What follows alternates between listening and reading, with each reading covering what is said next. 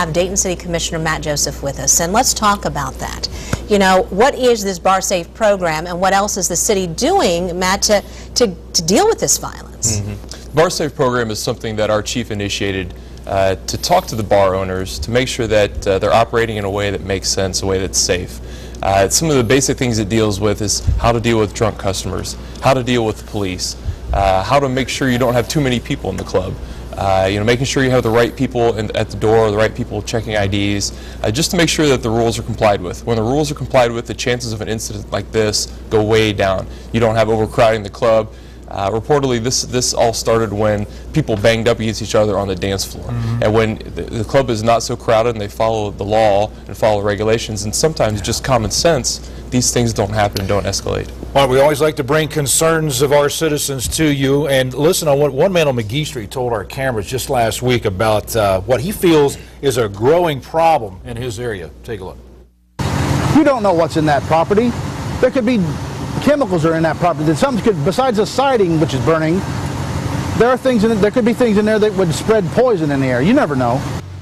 All right, so the question, what is the city doing to address the risk that these vacant fires pose to neighbors and firefighters in their area?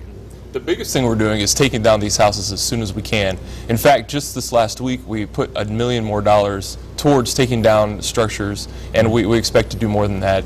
You know, we can't stop the banking crisis, we can't stop the foreclosure crisis, but we can deal as quickly as we can with what's left over. So you're going to see more and more houses, vacant houses, being taken down and reduce the risk of what the gentleman's talking about. Yeah, that's good. All right, let's stay with cleaning up neighborhoods, and probably my favorite story of the week, probably Dan's too, right? These guys are great. I mean, this group came in and took the trash and the weeds and everything they had cleaned up at a foreclosed property and dumped it at a bank and said, hey, you have the bill, you know, you got to pay us now because we've been doing your work because you own that property, you're not doing anything about it. Okay, was this an extreme measure that really you wouldn't condone, Matt, or is it something that says, hey, neighbors are upset, they have every reason to be? Well, neighbors are upset and have every reason to be. I don't recommend that every neighbor take all their grass clippings and trees and shrubs to the bank, but the point that they're making is that there are a lot of properties out there that are being sort of dumped on the neighborhood. I have one in my neighborhood, everybody has one next door or down the block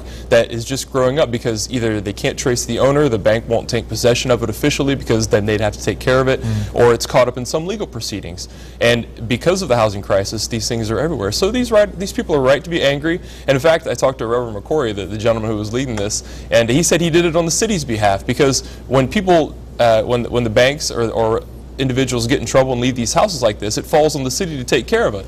And we don't have the funds to take care of thousands of these yards. We have to do what we can. So we're spending money on that instead of things we could be doing. So he said, we're doing this for the city, not to spend taxpayer money for these things. Well, what do you want these frustrated folks to do? I mean, call you? I mean, what's the answer They can call the city. If you're one of the neighbors, we have a program. Our housing folks have been in contact with a number of banks, dozens of banks, to have better connections between them, just to have them take control of the property sooner, or at least make them aware that there is a problem. Sometimes it doesn't work, but sometimes it does, so we always give them a shot. So have them call City Hall at 333-3636, and we'll try to hook them up with someone who can help them. Real quick, one of the complaints, many times the complaint, is the city is not doing enough to retain business. What are you doing for business retention? We make hundreds of visits a year for business retention, and that's just our staff. We as commissioners and the mayor make many more. So we try to talk to folks, find out what they need, and if we find out they need a little bit of money for infrastructure, a little bit of money for just to prepare a site, we're willing to do that. We've done that many times, especially in our targeted areas. If that's advanced materials, if it's sensors, things that are related to the base, things that really are going to be the future jobs in Dayton, we're willing to give a little bit and give a little more.